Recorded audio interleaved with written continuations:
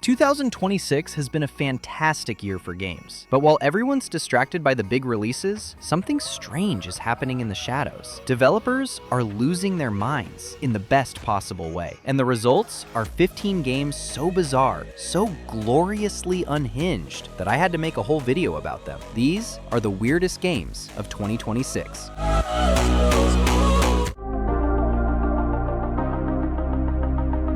I moved into a new town, got a house, a plot of land, and started farming. Classic cozy game, right? Except I'm an alien, a spy, sent here in disguise to blend in with the locals while secretly surveilling them. So I'm out here planting crops, making friends, going fishing, and doing dungeons, all while concealing the fact that I am not from this planet. And here's the twist. One of my neighbors isn't who they seem to be either. There's a mystery buried under all this wholesome small town life, and I have to uncover it without blowing my cover. Shinehill took the most gentle, relaxing genre in gaming and planted a ticking paranoia bomb right in the middle of it. It's adorable, it's unsettling, and the fact that I genuinely don't know which neighbor is the threat is keeping me up at night. That's not something I expected from a farming simulator.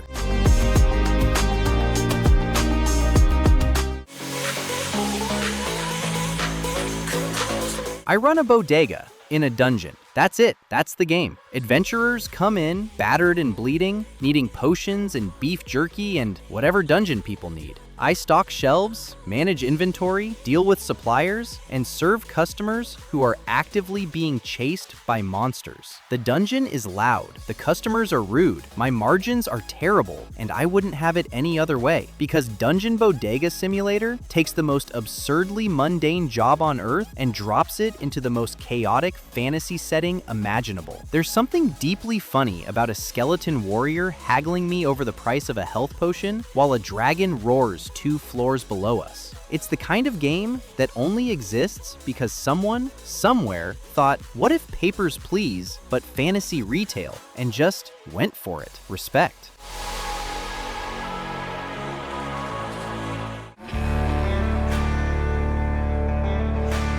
So, me and my friend are chained together. Fine, happens in games sometimes. Except we're both driving trucks. Enormous, physics-drunk trucks, connected by a chain, trying to navigate obstacle courses that seem specifically designed to destroy friendships. Every turn one of us takes yanks the other off course. Every hill becomes a negotiation. Every obstacle is a referendum on whether we still not mad at each other. Chained Wheels is gleefully, diabolically cruel. The kind of game where you can feel your relationship fraying in real time as your co-driver takes a hard left when you clearly needed a right. I've never wanted to hang up on someone mid-game more in my life. It's also completely hilarious. If you have a friend you want to test, like really test, this is the game.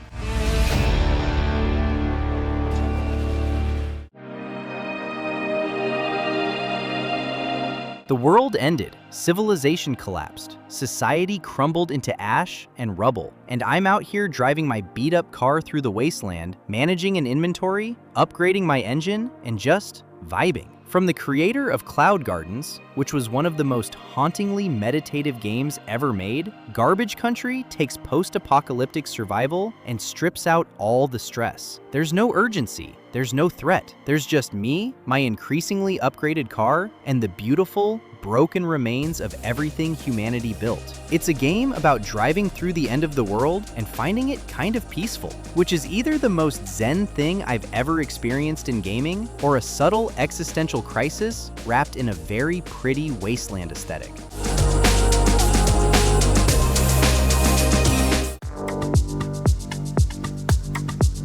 I am a wizard. I have been imprisoned in a dungeon. My niece is having a birthday party. These facts are related. Pluto is a roguelike deck builder that looks like it was designed in a fever dream. Equal parts Eye of the Beholder and Garbage Pail Kids trading cards. I'm escaping this dungeon one grotesque encounter at a time, building a deck of bizarre elemental spells, and at some point, I will fight at least one mutant sloth. The art style alone should be illegal. It's ugly in the best possible way. crammed with detail and wrongness and a weird energy that I can't look away from. Most roguelikes ask you to save the world. Pluto asks you to make it to a kid's birthday party. That's a lower stakes premise, somehow, and yet I care about it more than I've cared about saving any fictional kingdom in years.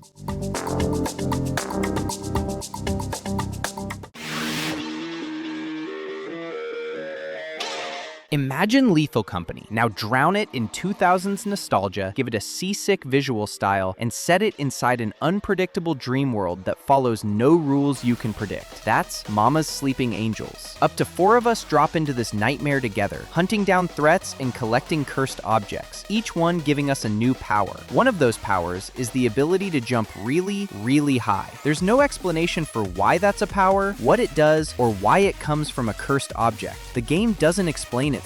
It doesn't need to. It just drops you into something deeply wrong and trusts you to either adapt or lose your mind. I lost my mind several times.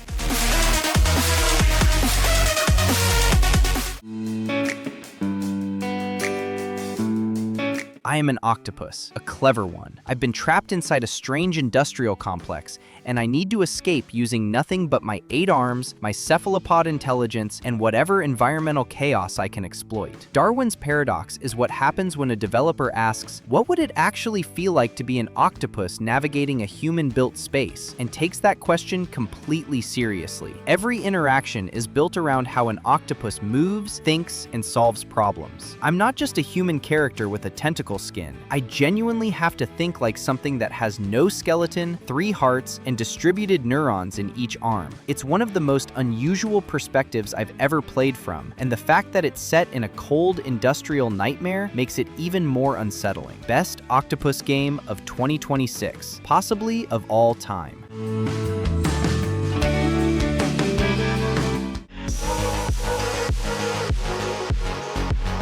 My name is Charlie Disco. That alone should tell you everything. Dead is Disco is a beat-em-up where every punch, every kick, every combo is locked to the rhythm of the soundtrack, and the soundtrack is funky, loud, and completely unhinged. I'm laying waste to musical legends, and the combat literally syncs to the beat. Miss the rhythm, miss the hit. Land on the beat, and the whole screen reacts. It's part fighting game, part rhythm game, part fever dream set inside a living vinyl record. Early access in May 2026, and already it's the most I've ever moved my whole body while playing a video game on a couch. My neighbors have heard things. I have no regrets.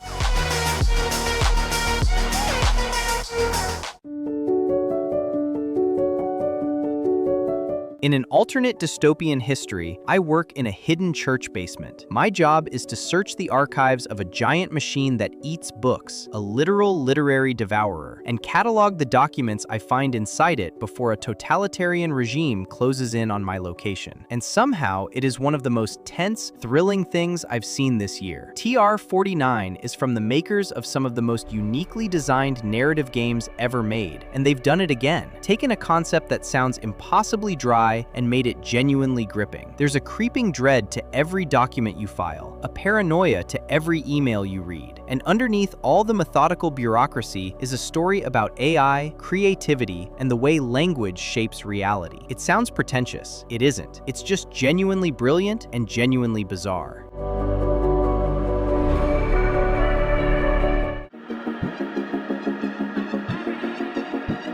From the creator of The Binding of Isaac comes a cat-breeding roguelike strategy game. A cat-breeding roguelike strategy game. In Mewgenics, you breed cats with strange genetic traits, send them into tactical combat situations, and watch the chaos unfold in real time. The cats have personalities. They have relationships. They can have offspring who inherit their worst qualities. It's part Dwarf Fortress, part nightmare, part deeply weird love letter to the unpredictable mess of life itself. I've been obsessed with it for weeks. The genetic combinations alone have produced things I genuinely cannot describe. Cats that should not exist under any known biological law. And I keep breeding more. I keep sending them into battle. I keep watching them fail spectacularly. I've never loved a game that I have so little control over.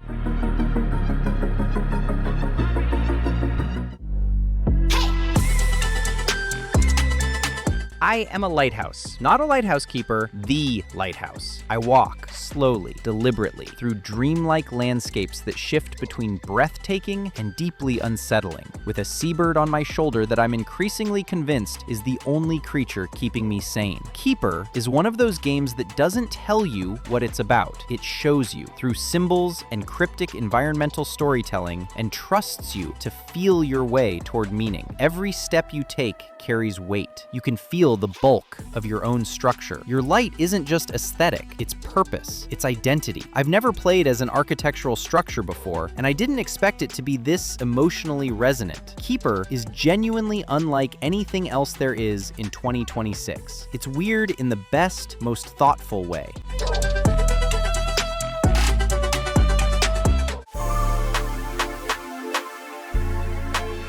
65 million years in the future, the Earth has frozen solid. The oceans are sealed under thick glaciers, and birds evolved into an intelligent underwater species called the Tuai, who are now the dominant life form on the planet. You are one of them. And Glaciered is not a peaceful exploration game. It's a slick, fast, Bayonetta-style action game set entirely underwater on a frozen, post-human Earth. You have heat and cold abilities. You fight enormous creatures. The visuals are jaw-dropping, bioluminescent, strange, and alive in ways I didn't expect. It's the most confidently weird action game premise of the year, and somehow it works. Somehow it works perfectly.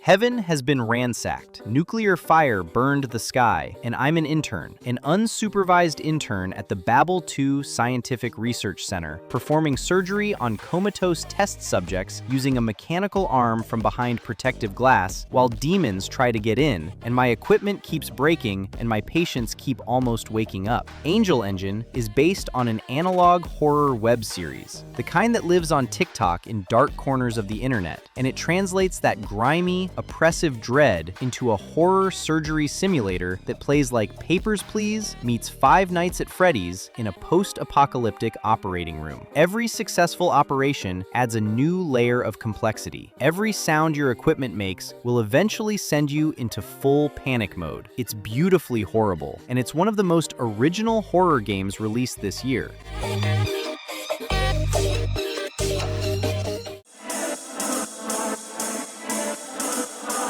It's the early 90s. You're working the night shift at a gas station, stocking shelves, cleaning up messes, ringing up customers. Except, some of the customers aren't human. Some of them are doppelgangers, creatures wearing human faces, and if you let one leave the store, all hell breaks loose. You get 5 questions per customer. You can check their ID, cross-reference their details in the computer, watch how they behave, and you have a gun under the counter, just in case. The moment you get it wrong, the doors get barricaded, the traps go down, and you're hiding in the back of a gas station from something wearing your neighbor's face. Shift at Midnight is Papers, Please fused with the Body Snatchers, wrapped in flickering fluorescent lights and the faint smell of old coffee. It's one of the most creatively sick games of 2026.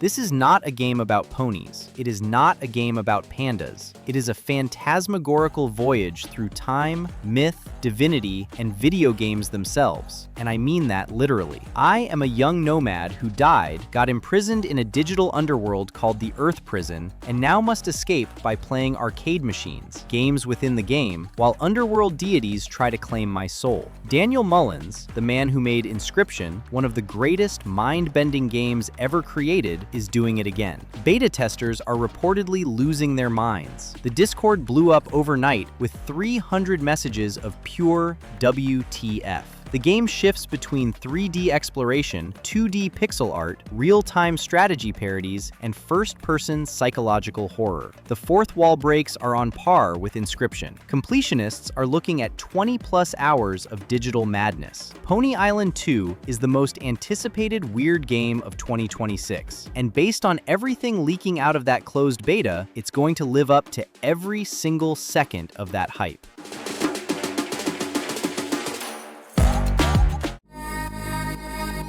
And that's the list. 15 games that prove the most interesting thing happening in gaming right now isn't the blockbusters, it's the weird stuff. The stuff that shouldn't work, that nobody asked for, that somehow hits harder than anything with a $100 million budget. If any of these caught your eye, go wishlist them. Support the weird. Like, subscribe, and if I missed one, drop it in the comments because I genuinely want to know.